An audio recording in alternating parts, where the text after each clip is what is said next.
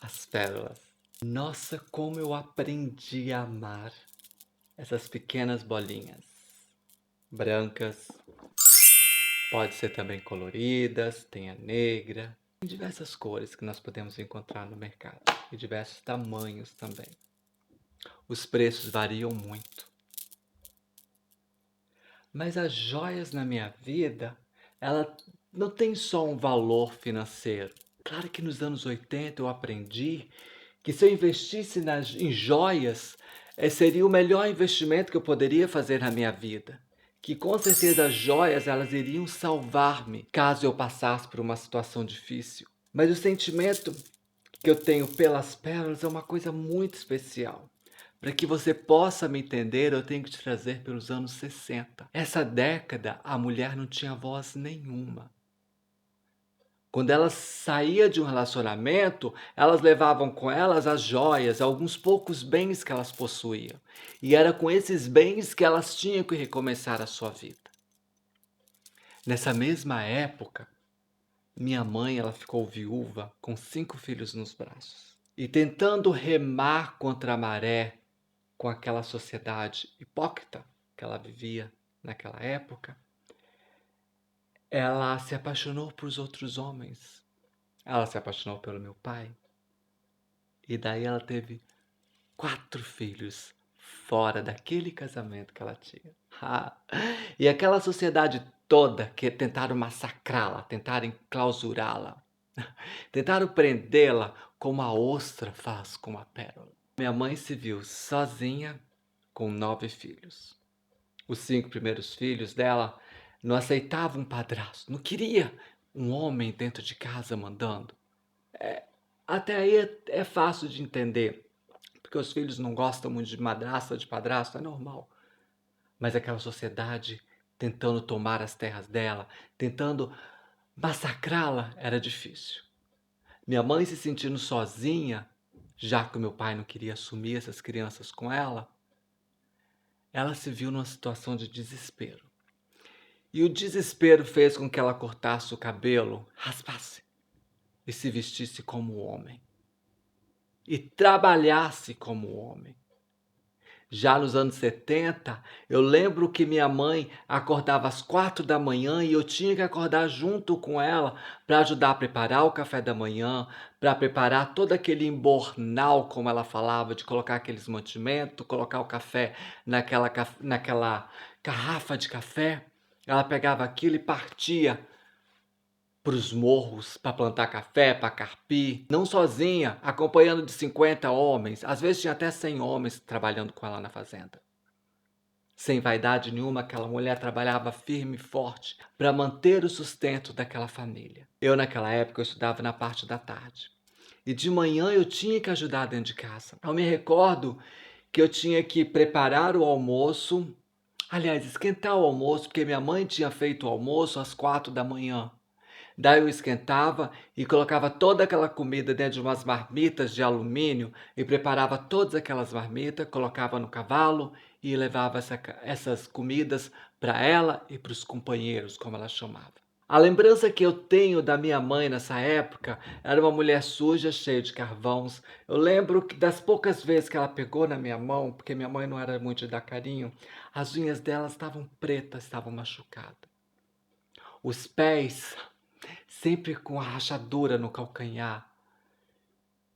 O cheiro da minha mãe era cheiro de lavoura, cheiro de mato. Ela se vestia como homem, se trajava como homem, o chapéu era de homem surrado e sempre suado. E em uma dessas viagens que eu fazia para até essas montanhas levar as marmitas para ela e para os companheiros na hora do almoço, o almoço era 9h30 da manhã. Eu entregava as marmitas para todas as pessoas que trabalhavam.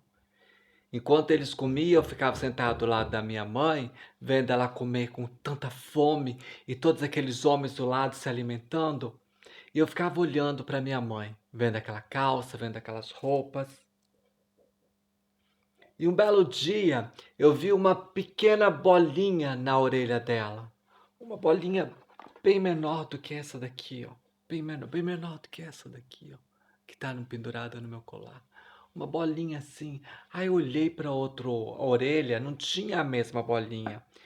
Aí eu vi que o negócio brilhava, passei a mão assim, minha mãe não gostava muito de toque físico, né, ela fez meio assim: "Que é isso, minha filha?". Aí eu perguntei: Que é isso, mãe? Só tá com uma bolinha aqui, que é isso?". Ela olhou nos meus olhos e disse: "Essa é a única recordação que eu tenho, que eu sou uma mulher". E eu vi que os olhos dela se encheram de lágrimas naquele momento. E naquele momento eu pensei alto, eu pensei tão forte que eu falei para ela: "Um dia eu vou tirar a senhora dessa situação, pode ter certeza". E o primeiro dinheiro bom que eu tive em minhas mãos, eu passei para ela. Hoje a minha mãe, ela tem uma vida digna de uma senhora. Continua trabalhando firme, porque nós aprendemos na minha família, para que nós possamos desfrutar de joias, nós temos que trabalhar. Nós temos que ser fortes para buscar o nosso alimento, o nosso sustento e a nossa luxúria. E outra coisa também eu disse para mim, bem forte: eu vou comprar pérolas para mim também. E a primeira pérola que eu comprei foi essa pequenininha aqui, que me acompanha, junto com um pontinho de diamante. Sempre quando eu lembro da minha mãe, eu coloco essa pérola no colar e uso para senti-la próximo a mim. E um tempo mais tarde, eu conheci Gabrielle. Ah, aquela Coco Chanel. A Cocotte. Lendo, ouvindo e assistindo a história dessa mulher, quer dizer, a história verdadeira dela ninguém sabe, mas a história que contam dela me surpreendeu muito. Até o apelido dela, né? Cocotte. Cocotte naquela época era chamada as prostitutas, né? E ela odiava esse nome. Tanto quanto se tornou a grande marca, né, dela, Coco Chanel. Coco também era uma apaixonada pelas pérolas. E como eu, uma mulher que é apaixonada pela minha mãe e por Gabrielle Coco Chanel, não iria também se apaixonar pelas pérolas. Mas o que tem a ver a minha mãe com Gabrielle, as pérolas e eu? Com Coco Chanel eu aprendi que nem tudo da sua vida tem que ser exposta. Que a gente tem que ter um limite de expor as nossas vidas. A gente não deve sair expondo a nossa vida para qualquer pessoa, pessoas que a gente nem bem conhece. E toda vez que eu contei algum segredo meu para alguém, não deu certo não. Essa pessoa me machucou muito. Com a minha mãe eu aprendi o seguinte: que mesmo quando uma sociedade tentar te massacrar, mesmo você toda presa lá dentro, faça como as pérolas. Brilha. Se torna uma joia preciosa que você vai vencer. Então, com Gabrielle e com minha mãe, eu aprendi que as pérolas podem ser muito valiosas e muito fortes. E foi assim que eu fiz, e foi assim que eu fiz e faço da minha vida. Toda vez quando a sociedade tenta me fechar lá dentro, eu vou me transformando em uma joia rara para que quando eu sair, eu brilhe. Não ofuscando ninguém, eu mostro para aquela sociedade, para aquela pessoa que sim, eu tenho valor. Que sim, eu sou Joana Maria e que estou aqui todo dia contando, mostrando um pouco da minha vida. E nesses 2 domingos passados, eu contei histórias das joias da minha vida. E hoje eu conto do meu amor pelas pérolas. E eu espero muito que você tenha gostado de conhecer um pouquinho mais da minha vida, contada em formas de joias. E muito obrigada por você ter me assistido até agora. Se você puder clicar em gostei no vídeo de hoje, me ajuda muito.